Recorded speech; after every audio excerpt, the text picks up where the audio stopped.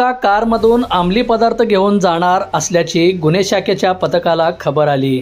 वेळ सकाळची होती, आरोपीवर पाळत ठेवायची होती, पण कशी? मग पोलिसांनी शक्कल लढवली। मोदी कब्रस्तान ते संगमेश्वर कॉलेज या मार्गावर मॉर्निंग वॉक करीत असल्याचे भासविले।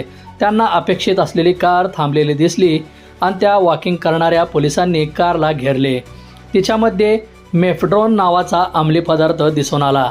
तो जप्त करण्यात आला। तब्बल 1,90,00,000 रुपये किमतीचे 950 ग्रॅम मेफड्रोन असल्याचे तपासणीअंती लक्षात आले। ही कारवाई मंगळवारी सकाळी 6 वाजता घडली।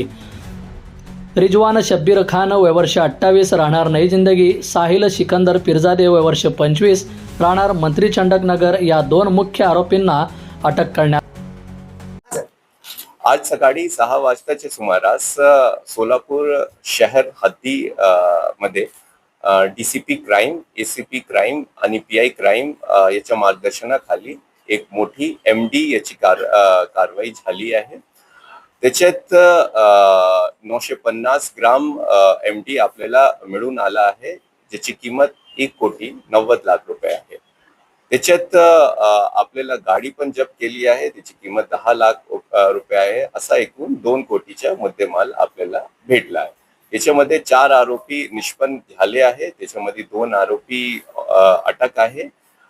पुढील 2 आरोपीसाठी शोध आणि तपास चालू आहे। धन्यवाद।